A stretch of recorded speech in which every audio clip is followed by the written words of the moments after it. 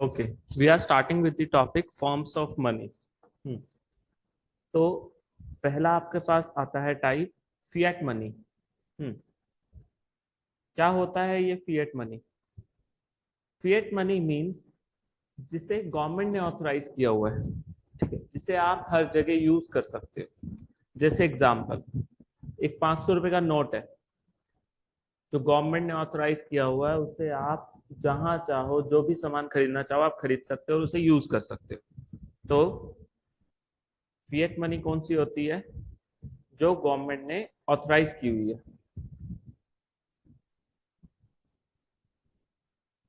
Example, एक 500 रुपए का नोट।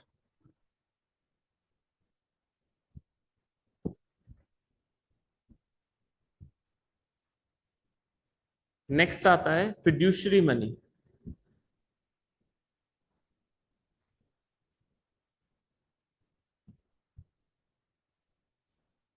ये फिड्यूशरी मनी क्या होती है समझिए।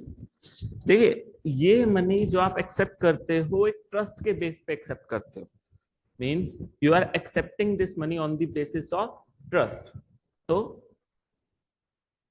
इसकी सिंपल सी डेफिनेशन क्या बनेगी? Accepted on the basis of trust.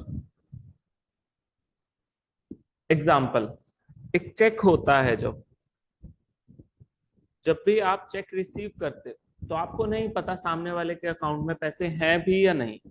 तो आप जो चेक रिसीव कर रहे हो ना, तो उसमें आपको नहीं पता कि आपके पास पैसे आएंगे या नहीं। फॉर एग्जाम्पल, मिस्टर ए और मिस्टर बी। मिस्टर ए एक चेक दे रहे हैं मिस्टर बी को। अब मिस्टर ए के अकाउंट में अगर पैसे होंगे तो ही ये चेक क्लियर होगा। तो क्लियर कब होगा? जब मिस्टर ए के अकाउंट में पैसे होंगे। अब मिस्टर बी को क्या पता कि मिस्टर ए के अकाउंट में पैसे हैं भी या नहीं, क्योंकि वो उनका अकाउंट तो देख नहीं सकते। तो बात क्या आई कि जब आपने चेक रिसीव करा तो आप सामने वाले पे ट्रस्ट कर रहे हो कि हाँ, ये बंदा अपने अकाउंट में पैसे, मतलब इसके अकाउंट में पैसे जरूर होंगे। तो एक हमने पढ़ा फिएट एंड एक पढ़ा फिड्यूशरी। सेकेंड जो आता है मेनली, वो दो चीजों के बारे में बात करता है। एक आपका आता है full bodied and credit money. Full bodied money and credit money. ये फुल बॉडीड मनी क्या होता है समझना। तो पहले हम बात कर रहे हैं फुल बॉडीड मनी की। इधर जो आपकी कमोडिटी वैल्यू होती है, जो कमोडिटी वैल्यू है वो इक्वल होती है किसके? मनी वैल्यू के। मतलब अगर उसे एज अ कमोडिटी यूज करोगे तो भी जितना वर्थ का मनी में, जैसे फॉर एग्जांपल एक चीज है 5 रुपए का सिक्का है, अगर उसे वो एक 5 रुपए का गोल वाला मोटा सिक्का है, तो अब बात आती है कि जो ये 5 रुपए का सिक्का है, अगर आप इसे एक कॉइन की तरह यूज करोगे, मनी की तरह, तो 5 रुपए का सामान ले पाओगे। और अगर आप इसे यूज करोगे कैसे? एग्जाम्पल, कॉमोडिटी की तरह। मान लो ये कोई पर्टिकुलर मेटल का बना हुआ है सिक्का, और उस मेटल से आप उस मेटल को यूज करोगे तो भी जो 5 रुपए वाली वर्थ की चीज आप परचेज कर रहे हो उतना वर्थ का कमोडिटी भी है। तो बात आती है कि कमोडिटी वैल्यू जो है, उस मेटल की वैल्यू जो है वो इक्वल है किसके? मनी वैल्यू के। मींस मनी की तरह यूज करो या कमोडिटी की तरह यूज करो, बात एक ही है। जो क्रेडिट मनी होती है, जो क्रेडिट मनी होती है, वहां पे जो मॉनेटरी वैल्यू है, मनी वैल्यू है, वो मनी वैल्यू ज्यादा होती है। मनी वैल्यू ज्यादा होती है किससे? कमोडिटी वैल्यू से। और जनरली यही होना भी चाहिए। क्यों? क्योंकि समझिए कि एक एग्जांपल समझिए। मान लीजिए एक 5 का सिक्का है, 5 रुपए का कॉइन है। अब अगर इसकी कमोडिटी वैल्यू और मनी वैल्यू बराबर होगी तो लोग इसे मनी की तरह भी यूज करेंगे और कई जगह कमोडिटी की तरह भी यूज करेंगे। क्योंकि कमोडिटीज कहते हैं ना, अगर कहीं पे लिमिट है, लिमिट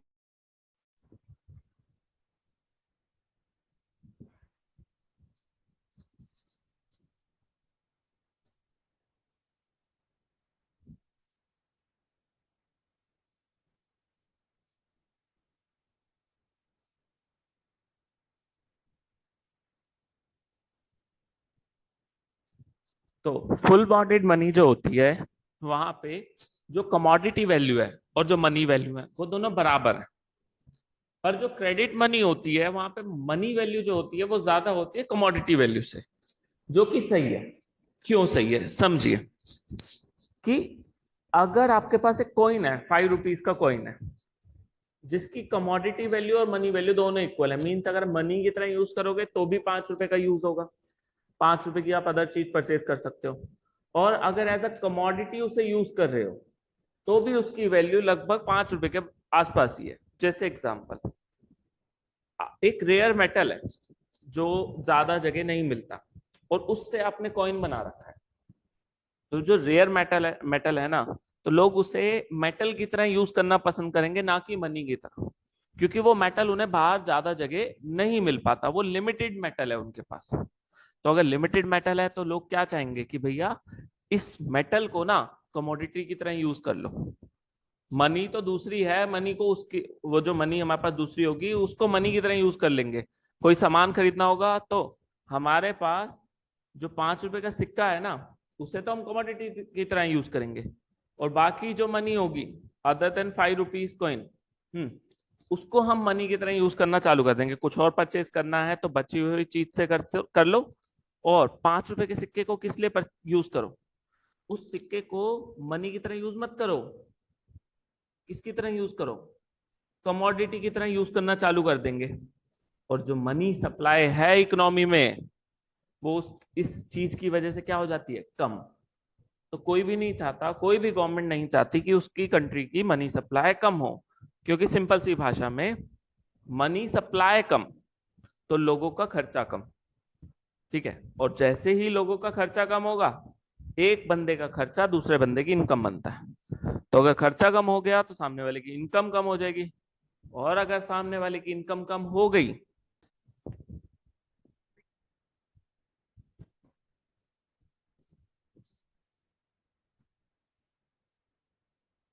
तो एक बंदे का खर्चा दूसरे बंदे की इनकम बनता है। तो अगर अगर एक बंदे का खर्चा कम हो गया तो दूसरे की इनकम भी कम हो जाएगी, और अगर इनकम कम हो गई तो ओवरऑल ग्रोथ, जीडीपी हमारा ज्यादा नहीं हो पाएगा। इसलिए जरूरी है कि क्रेडिट मनी अवेलेबल हो, फुल बॉडेड मनी से प्रॉब्लम्स क्रिएट होती हैं। ठीक है, जहां commodity value money value equal है वो अच्छा नहीं है। नेक्स्ट, वो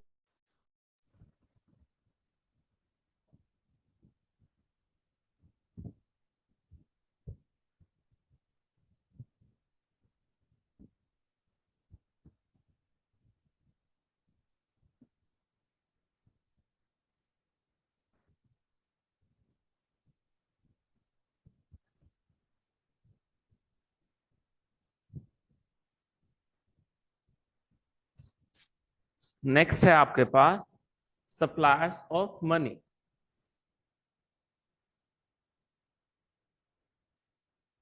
who are the suppliers of money?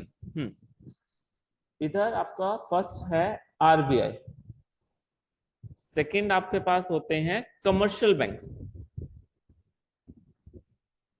And third जो हम सभी लोग सोचते हैं बचपन में, कौन? गवर्नमेंट।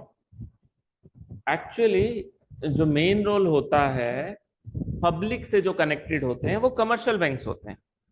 ना ही आरबीआई इतना कनेक्टेड होता है पब्लिक से, ना ही गवर्नमेंट इतनी कनेक्ट होती है। जो मेन बंदे हैं, जो मेन है मतलब इंस्टीट्यूशंस जो आपसे कनेक्टेड है, जो पब्लिक से कनेक्टेड है मनी से रिलेटेड बात में, तो वो कमर्शियल बैंक्स होते हैं। अच्छा, यहाँ पे ना दो तरीके के डिपॉजिट्स आते हैं। एक होता है डिमांड डिपॉजिट्स, नाम से समझिए इसे, डिमांड डिपॉजिट्स। डिपॉजिट्स मींस जो पैसा आपने बैंक में जमा किया हुआ है, एंड डिमांड यहाँ पे क्या बताता है कि जो पैसा आप जब चाहो, जब आपको जरूरत है, आप तब निकाल सकते हो। तो a person can withdraw this these deposits whenever he wants. ठीक है, क्यों? उसको जब जरूरत है वो तब ये वाला पैसा निकाल सकता है। इसलिए इसका नाम क्या पड़ा? Demand deposits. अब बात आती है, जो एक बंदा अपना सेविंग अकाउंट ओपन कराता है, सेविंग अकाउंट मींस जैसे एक नॉर्मल इंडिविजुअल है, वो बैंक में जो भी अकाउंट खुलवाता है ना, उसे सेविंग अकाउंट बोलते हैं। तो वो बंदा अपनी जरूरत के हिसाब से जब चाहे पैसे निकाल सकता है, इसलिए उस पैसे को क्या बोला गया? डिमांड डिपॉजिट, कि जब जरूरत हो तब निकाल पाए। नेक्स्ट आपका आता है करंट अकाउंट में जो पैसा होता है। अभी करंट अकाउंट क्या होता है? करंट अकाउंट मींस एक बिजनेस जब बैंक में अकाउंट खुलाता है तो उसकी ट्रांजैक्शंस काफी ज्यादा होती हैं, वो पैसे बार बार जमा भी करता रहता है, पैसे बार बार निकालता भी रहता है। तो उन ज्यादा ट्रांजैक्शंस के लिए वो कौन सा अकाउंट खुलाता है? Current account. तो करंट अकाउंट में से भी जब जरूरत है तो बंदा पैसे निकाल सकता है। तो इन दोनों को क्या बोला जाता है? इन दोनों अकाउंट में जो भी पैसा जमा होता है, डिमांड डिपॉजिट। क्यों? दी कहते हैं ना, ये जो पैसा है इन अकाउंट्स, वो कभी भी आप निकाल सकते हो, इसलिए इन्हें डिमांड डिपॉजिट बोला गया। तो जो मनी है, you can withdraw it any time. The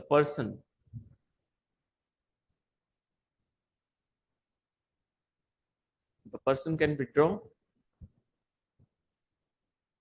इनमें जो भी पैसा है। ठीक है, मनी कौन सी वाली? जो इन दोनों अकाउंट में है। एट एनी टाइम, जब भी जरूरत है, whenever the person wants to withdraw the money, he can withdraw. ठीक है,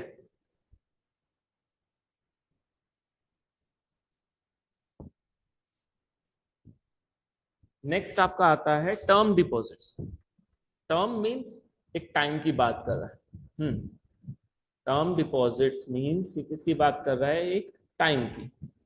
जैसे फिक्स टाइम के लिए आप जब बैंक में पैसे जमा करा देते हो, एग्जाम्पल आप लोग ने नाम सुना होगा FD, इसकी फुल फॉर्म होती है फिक्स डिपॉजिट। ये फिक्स टाइम के लिए होता है। यहाँ पे टाइम क्या होता है? यहाँ पे टाइम जो है वो फिक्स है, टाइम है वो फिक्स है यहाँ पे। तो term deposits means time deposit, जहाँ पे एक फिक्स टाइम के लिए आप पैसा बैंक में जमा कराते हो। ठीक है, हाँ, but in reality you can also withdraw this money at any time. But वो कुछ चार्जेस लगाएंगे, उसके बारे में हम कभी फ्यूचर में पढ़ेंगे, कितना चार्ज लगाता है बैंक, क्यों लगाता है, वो चीज हम बाद में डिस्कस करेंगे। अब आता है how can be measure money supply. How to major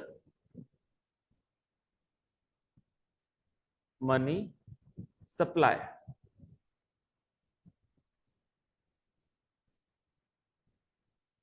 how to measure money supply. आइए इसको समझते हैं। इधर ना दो तरीके का होता है, एक होता है नैरो मनी, एक होता है ब्रॉड मनी।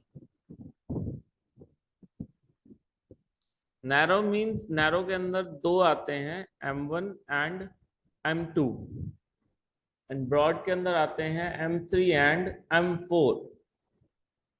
तो एक नैरो होता है, एक ब्रॉड मनी होता है। तो हम इनके कंपोनेंट्स के बारे में डिस्कस करते हैं। First we'll discuss about M1। तो M1 के कंपोनेंट्स क्या हैं? M1 के कंपोनेंट्स हैं C plus DD plus OD। C क्या है? C करेंसी है जो पब्लिक के पास है। मतलब आप लोग जो घर में पैसा लेके बैठे हो, वो C का पार्ट होता है, करेंसी होती है। आप लोगों के पास जो जेब में कैश है, आप लोगों के पास, पेरेंट्स के पास जो कैश है, बैंक में नहीं, आप लोगों के पास, अपने पास जो कैश है। DD demand deposits. शायद आपको नाम याद हो। डिमांड डिपॉजिट्स मींस जो पैसा आपने बैंक में जमा कर रखा है, जो कि आप कभी भी बैंक से निकाल सकते हो। वो पैसा जो आप कभी भी बैंक से निकाल सकते हो, that is called demand deposits. ऊपर हमने डिस्कस भी करा इसके बारे में। And last is other deposits. और ये अदर डिपॉजिट्स क्या है, किस बारे में बात कर रहे हैं, चलिए समझते हैं। अदर डिपॉजिट्स मींस, देखो आपके कंट्री के लोगों ने जो पैसा जमा कराया उससे आपने डिमांड डिपॉजिट्स में काउंट करा। आपके कंट्री के लोगों ने जो पैसा जमा कराया उसे आपने डिमांड डिपॉजिट्स में काउंट करा। Demand deposits with commercial banks. हमने बात करी थी पहले कि कमर्शियल बैंक्स, पब्लिक जो होती है वो कमर्शियल बैंक्स के साथ डील करती है। तो demand deposits with commercial banks. और जो अदर डिपॉजिट्स होते हैं, ये अदर डिपॉजिट्स होते हैं विद आरबीआई। इनमें आता क्या है, जैसे दूसरी कंट्री के किसी सेंट्रल बैंक ने आपकी कंट्री में पैसा लगाया या आपकी कंट्री को पैसा दिया, तो वो लोग आपके पब्लिक के साथ डीलिंग नहीं करेंगे, वो आपके कमर्शियल बैंक्स के साथ डीलिंग नहीं करेंगे, वो आरबीआई के साथ डील करेंगे। तो वर्ल्ड बैंक अगर आरबीआई को पैसे दे रहा है, आरबीआई के पास पैसे जमा करा रहा है, आईएमएफ इंटरनेशनल मॉनेटरी फंड अगर आरबीआई में पैसे दे रहा है, दूसरी कंट्री का सेंट्रल बैंक अगर आरबीआई में पैसे जमा करा रहा है, दैट वो जो है वो पार्ट बनेगा अदर डिपॉजिट्स का। तो आप लोगों के पास जेब में जो पैसा है वो किसका पार्ट बनता है, सी का, करेंसी का। जो आप लोगों ने, नॉर्मल पर्सन ने बैंक में जमा कराए हुए हैं जिसे आप कभी भी निकाल सकते हो, वो पार्ट बनता है demand deposits with commercial banks का। And last is other deposits with RBI. मतलब आरबीआई के पास जो दूसरी कंट्री के सेंट्रल बैंक ने या वर्ल्ड बैंक ने या आईएमएफ ने जो पैसा जमा करवा रखा है। तो ये तो आपका हो गया M1।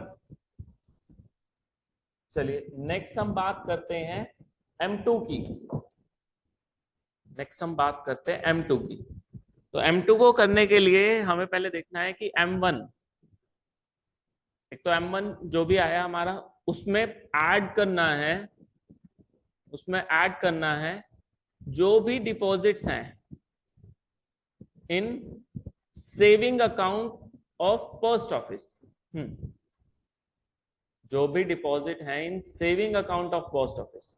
तो पोस्ट ऑफिस के सेविंग अकाउंट में जो भी पैसे हैं, अब आप कहोगे पोस्ट ऑफिस में करंट अकाउंट में पैसे नहीं होते, एक्चुअली पोस्ट ऑफिस में सेविंग अकाउंट ही ओपन होता है, बिजनेस के लिए नहीं है पोस्ट ऑफिस का अकाउंट। ठीक है, तो पोस्ट ऑफिस में आप बैंक अकाउंट का मतलब करंट अकाउंट ओपन नहीं करा सकते, आप सेविंग अकाउंट ओपन कराते हैं।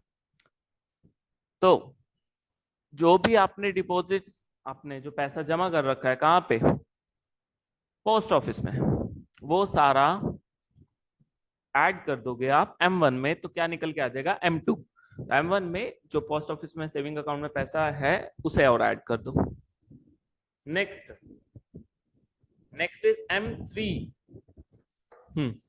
M3 क्या होता है, M3 में एक तो M1 आता है पहले, M3 में पोस्ट ऑफिस की बात नहीं होती, मतलब M3 में पोस्ट ऑफिस से रिलेटेड कुछ भी नहीं आएगा।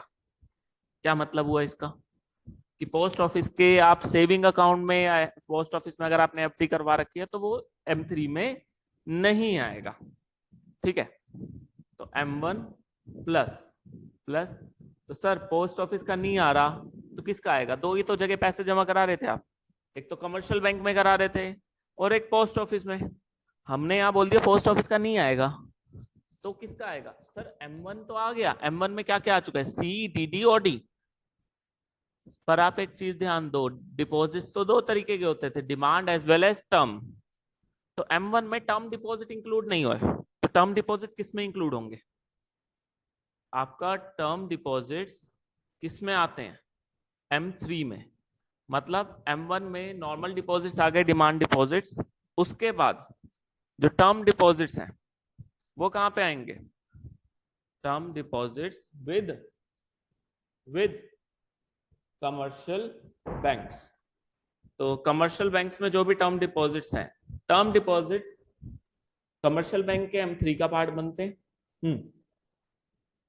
अब बात आती है सर M4 क्या है, देखो सीधी सी बात, अभी तक तो अभी तक क्या हुआ है, हर एक चीज में कुछ कोई नई चीज पार्ट बनी है। M4 में सब कुछ आ जाता है। जो M4 है उसमें सब कुछ है। मतलब M1 भी आएगा उसके अंदर। जो सेविंग अकाउंट के डिपॉजिट्स हैं, चाहे वो मतलब कहते हैं ना, पोस्ट ऑफिस में सेविंग अकाउंट में पैसा है या पोस्ट ऑफिस में आपने एफडी करा रखी है, कमर्शियल बैंक में आपने एफडी करा रखी है, टर्म डिपॉजिट्स, सब कुछ कहां पे आएगा? ठीक है, वो सब कुछ M4 में आएगा। मींस M4 में क्या आता है? एक तो M3 आता है, M3 आ गया, प्लस प्लस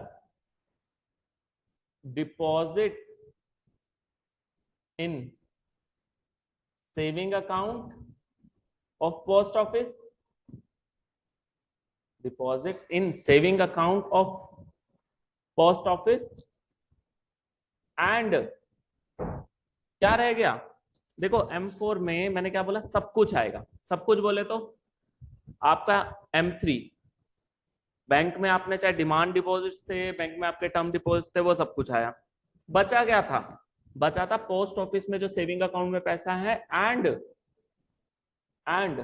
पोस्ट ऑफिस में जो एफडी वगैरह करवा रखी है, मतलब टर्म डिपॉजिट्स पोस्ट ऑफिस के।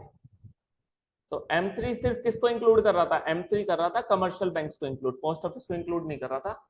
M4 है जो कमर्शियल बैंक्स को भी इंक्लूड करेगा as well as post office को भी इंक्लूड करेगा। Term deposits with post office, तो term deposits with post office ये आपका आता है किसमें? M4 में। तो M1 M2 M3 M4, तो टर्म डिपॉजिट्स बैंक्स के कहां पे आते हैं? M3 में आते हैं। Term deposit banks as well as post office के दोनों के मिला के कहां पे आते हैं? M4 में आते हैं। नेक्स्ट एक आपका आता है हाई पावर्ड मनी।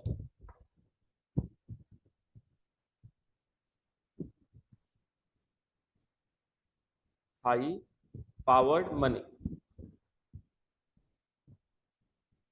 क्या होता है ये समझिए। इसको बेस मनी भी बोला जाता है। क्यों बोला जाता है वो सब अभी पता चलेगा आपको। तो हाई पावर्ड मनी के अंदर क्या आता है? सेम, पहले आता है करेंसी सी। करेंसी अब आपको पता है क्या होती है? करेंसी मींस वो पैसा जो आपने कहाँ रखा हुआ है? अपने पास। कहाँ पे? घर पे। तो जो भी पैसा आप घर पे अपने पास बचा के रख रहे हो वो क्या है? वो है सी, करेंसी है। ठीक है।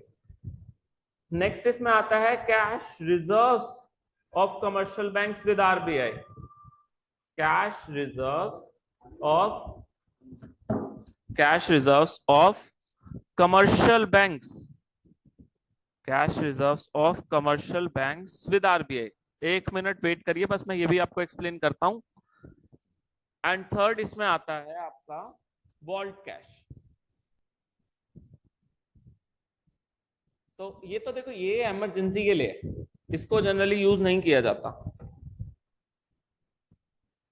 पर बात आती है ये जो cash reserves of commercial banks with RBI, ये क्या है? ये आपको एक मिनट रुकिए बताता हूं। चलिए समझो। देखो जब भी कमर्शियल बैंक्स के पास पैसा आता है ना, एक रेट होता है CRR, cash reserve ratio. For example 10% है, इतना ज्यादा नहीं है अभी बट एग्जांपल के लिए 10% है। तो अगर 1 करोड़ रुपए जमा करे हैं पब्लिक ने, किसके पास? कमर्शियल बैंक्स के पास। तो कमर्शियल बैंक से सारा पैसा यूज नहीं कर सकता। हर कोई जानता है कि कमर्शियल बैंक क्या करता है। कमर्शियल बैंक पैसे लेता है, ठीक है, और आगे लोन देता है। ये नॉर्मल है, ये सबको पता है कि कमर्शियल बैंक का यही काम है। वो आपसे पैसे लेगा और आगे लोन पे दे देगा।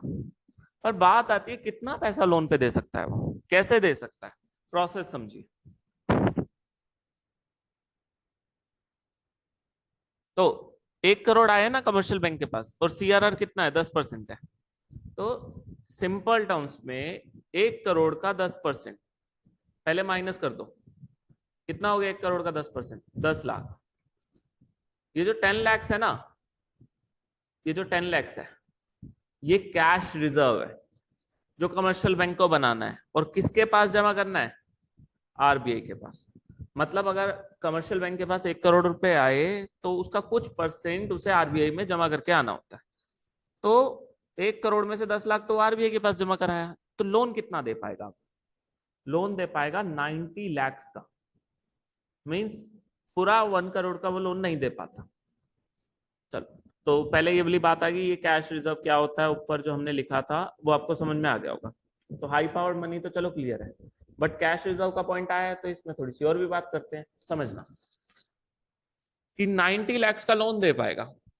अब ना एक सिंपल सी चीज, जो 90 lakhs का जब लोन दे रहा है ना, कौन, कमर्शियल बैंक, किसको दे रहा है, पब्लिक को। तो सर ये पैसे नहीं दे रहा, मतलब कैश नहीं दे रहा पब्लिक को, ये सिर्फ उनके अकाउंट में ट्रांसफर कर रहा है।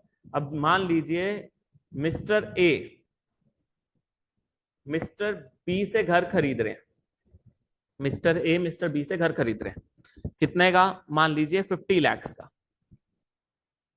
और मिस्टर ए लोन लेने गए हैं बैंक में, चलो मान लो मिस्टर ए को 50 लाख का लोन मिला।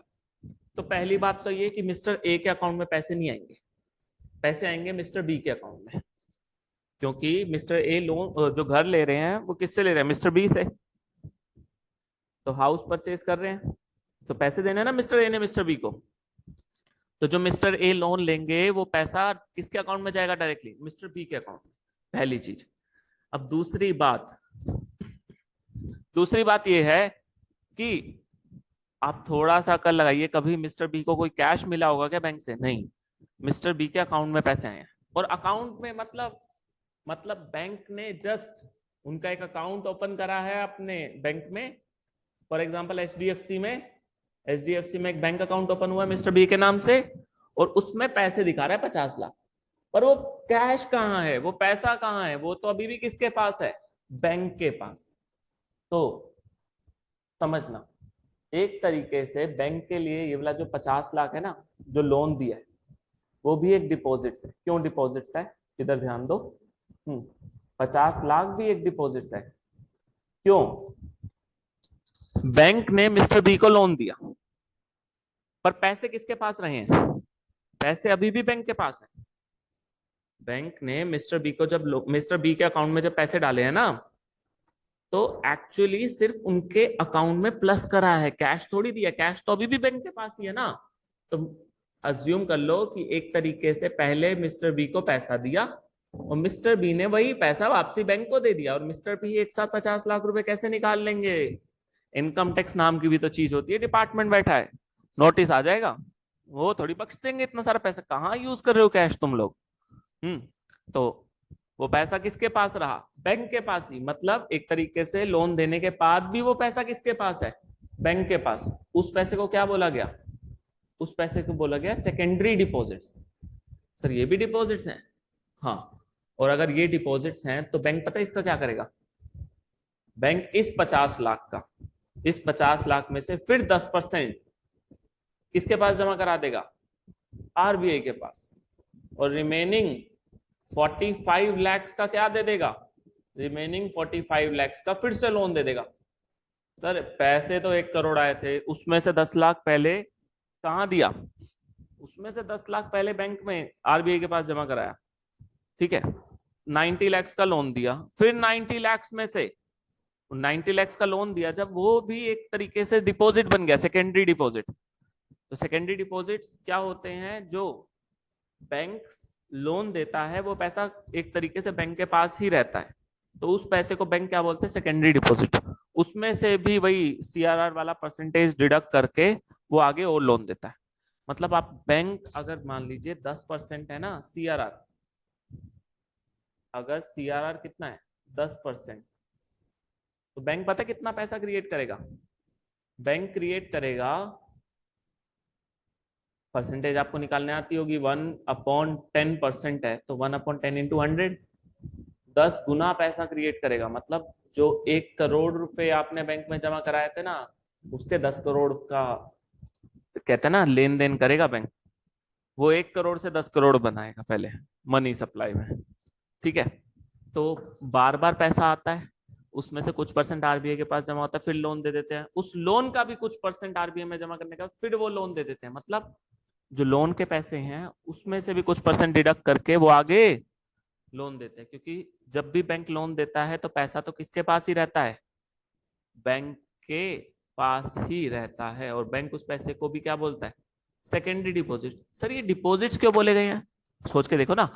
मिस्टर बी को जब पैसे मिले हैं उनके अकाउंट में, तो मिस्टर बी वो पैसा कभी भी निकाल सकते हैं ना। तो मिस्टर बी के पॉइंट ऑफ व्यू से देखो, मिस्टर बी ने एक तरीके से बैंक में 50 लाख जमा करवा रखे हैं, जो उन्हें लोन मिला था। अगर उन्होंने वो पैसा बैंक में छोड़ रखा है, इसका मतलब क्या है कि मिस्टर बी ने 50 लाख रुपए बैंक में जमा करवा रखे हैं। आइए बात समझ। तो देखिए अभी 10% सीआरआर था, तो कितना गुना पैसा क्रिएट कर पाया, 10 गुना, 10 टाइम्स। अगर 5% होता सीआरआर तो कितना टाइम्स पैसा क्रिएट होता, 20 टाइम्स।